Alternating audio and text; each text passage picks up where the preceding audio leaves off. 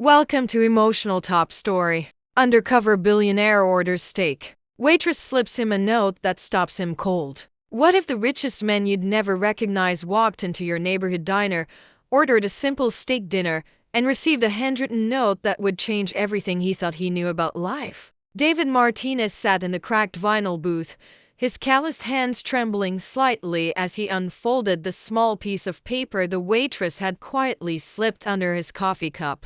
The fluorescent lights hummed overhead, casting harsh shadows across the faded checkerboard floor, but nothing could have prepared him for the words written in careful cursive on that weathered napkin. For 42 years, he'd built an empire worth billions, commanded boardrooms, and made decisions that affected thousands of lives. Yet here, in this humble corner diner that smelled of bacon grease and honest work, a woman named Helen had just handed him something more valuable than any contract he'd ever signed.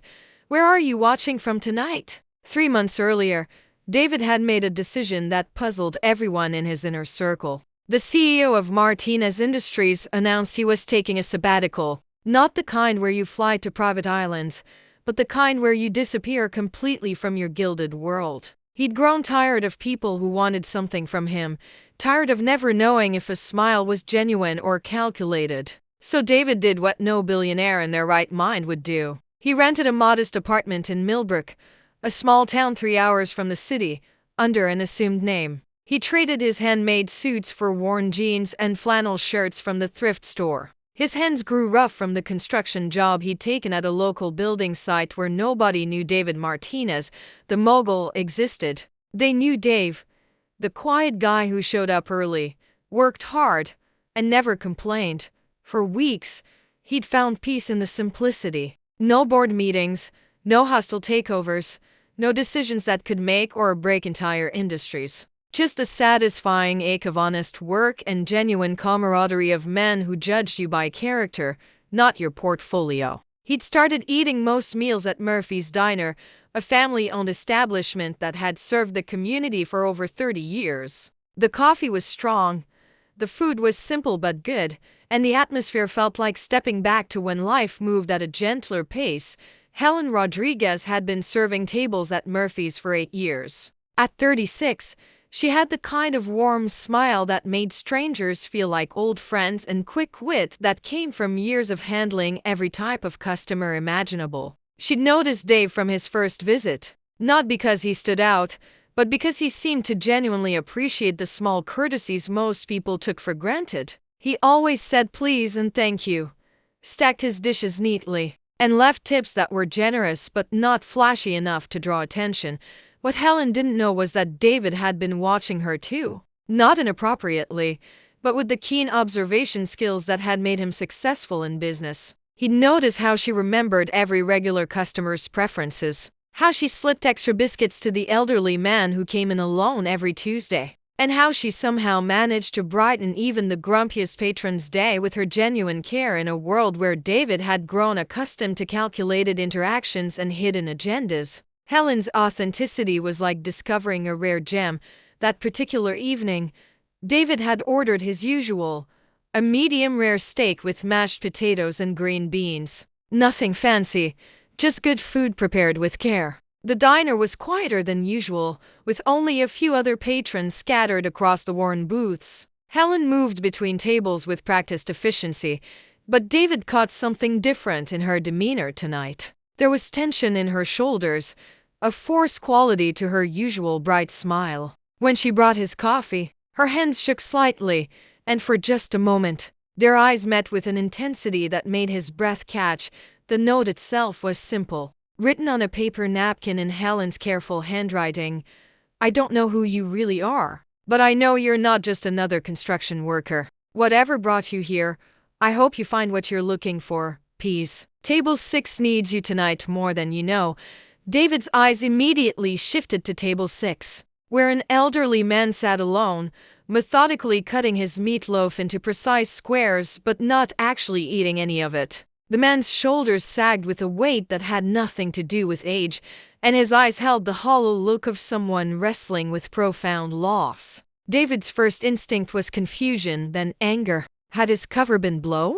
Was Helen some sort of opportunist who'd recognized him and was now playing games? But as he studied her face from across the diner, he saw no calculation, no hint of manipulation. Instead, he saw genuine concern, both for him and for the stranger at table 6. Helen caught his questioning look and gave him the slightest nod toward the elderly man, her expression saying what her words couldn't. Sometimes kindness requires courage. The man at table 6 was Frank Morrison, a retired mechanic who'd been coming to Murphy's every Friday night since his wife of 47 years had passed 6 months ago. Helen had learned his story gradually, the way you learn about people when you truly listen. Frank had told her about the Friday date nights he and Eleanor had shared at this very diner, how they'd sit at table 6 and plan their weekends, discuss their grandchildren, and simply enjoy each other's company. Now Frank came alone, not because he was hungry, but because it was the only place where Eleanor's memory felt close enough to touch.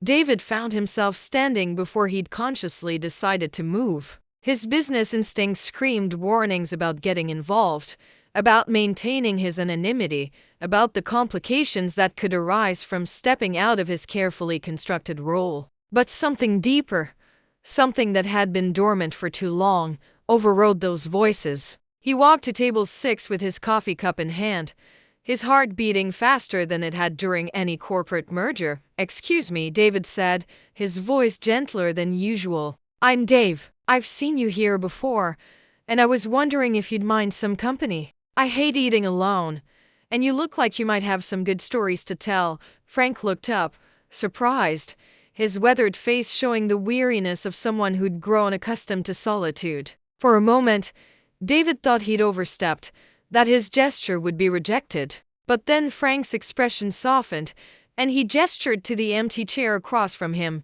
Helen watched from behind the counter, her heart swelling with emotion she couldn't quite name. She'd served thousands of customers over the years, but she'd never seen someone respond to her subtle suggestion with such immediate compassion. Most people were too wrapped up in their own lives to notice the quiet suffering of strangers. But Dave had understood her message and acted on it without hesitation. "If this moment touched your heart, please give the video a thumbs up." As David settled into the worn booth across from Frank, he realized he was stepping into emotional territory he'd spent years avoiding. Frank's hands, spotted with age and scarred from decades of honest work, clutched his coffee cup like an anchor. "Been coming here 47 years, Frank said quietly, his voice carrying the weight of countless memories. "Eleanor and we had our first date 3 booths over." She ordered cherry pie and was so nervous she dropped half of it on her dress. His smile was heartbreaking in its tenderness. David felt something crack open in his chest, a wall he'd built through years of corporate battles and personal isolation. "Tell me about her," he heard himself say, abandoning every rule about maintaining emotional distance. Frank's eyes lit up with the desperate gratitude of someone who'd been carrying stories with no one to share them with. For the next hour, David listened as Frank painted pictures with his words. Eleanor's laugh that could fill a room, her habit of leaving little notes in his lunch pail, the way she'd hum while cooking Sunday dinner. But as the stories flowed, David began to see the devastating truth behind Frank's Friday pilgrimages. Eleanor had died not from illness or accident, but from a heart attack brought on by the stress of mounting medical bills from Frank's own health scare the year before. The weight of that guilt was slowly crushing the old man, eating away at him with each solitary meal at their special table. "I keep thinking if I'd been stronger, if I'd taken better care of myself, she wouldn't have worried so much," Frank whispered, his voice breaking. 47 years together, and I'm the reason she's gone." The raw pain in Frank's confession hit David like a physical blow. Here was grief so pure and devastating that it made his own carefully catalogued disappointments seem trivial. David thought of his own isolation, how he'd pushed away genuine connections in favor of business relationships, how he'd let fear of being used prevent him from truly knowing anyone. While Frank mourned the loss of deep love, David was slowly realizing he'd never allowed himself to experience it in the first place. Helen appeared beside their table as if summoned by the emotional gravity of the moment. She set down a fresh piece of cherry pie without being asked, her eyes bright with unshed tears. Eleanor always said the secret to a good marriage was knowing when to speak and when to just listen, she said softly to Frank. She'd be proud of watching you share her memory with someone who truly cares to hear it. Frank reached up and patted Helen's hand with grandfatherly affection. This one, he said to David, she's got the gift of seeing into people's hearts. Reminds me of my Eleanor that way. Helen blushed and retreated to give them privacy, but not before catching David's eye with a look that seemed to say, "Now, do you understand? Have you ever faced something like this? Let us know in the comments." David was beginning to understand more than Helen could have imagined. He was starting to see that all his wealth and power meant nothing compared to the richness of human connection. As the evening wore on, David found himself sharing pieces of his own story, carefully edited but emotionally honest. He spoke of a successful career that felt increasingly hollow, of achievements that brought no lasting satisfaction, of a growing sense that he'd spent so many years climbing ladders that he'd forgotten to build a life worth living. Frank listened with the wisdom of someone who'd learned to value substance over surface, nodding at the universal truths hidden in David's carefully chosen words. "You know what I learned in 47 years with Eleanor?" Frank said, pushing the empty pie plate aside. "Success isn't about what you accumulate. It's about what you give away. Money, time, attention, love, it's all the same principle. The more you hoard it, the less valuable it becomes. But when you give it freely, it multiplies in ways you never expected." Those words hung in the air between them like a challenge and a benediction. David felt tiers of carefully constructed barriers crumbling, replaced by a clarity he hadn't experienced since childhood. He thought of his employees, thousands of people whose lives he affected but barely knew. He thought of the communities where his buildings rose, the families displaced by his developments, the small businesses that couldn't compete with his corporate expansion. For the first time, he saw his empire not as an achievement, but as a responsibility he'd been avoiding. Helen approached their table one final time as the diner prepared to close. "Frank, your usual ride coming to pick you up?" she asked with gentle concern. Frank's face fell slightly. "Actually, my grandson had to work late tonight. I'll just call a cab." David saw his moment and seized it. "I'd be honored to give you a ride home if you don't mind riding with a guy who drives a beat-up pickup truck."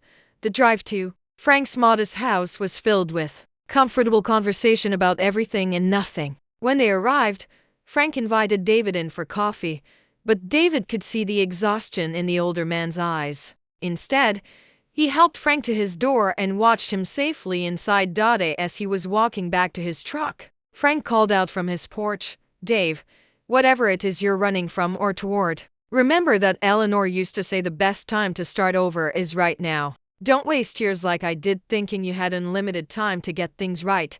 Back at the diner, Helen was finishing her closing duties when David returned. She looked up, surprised, but somehow not startled to see him.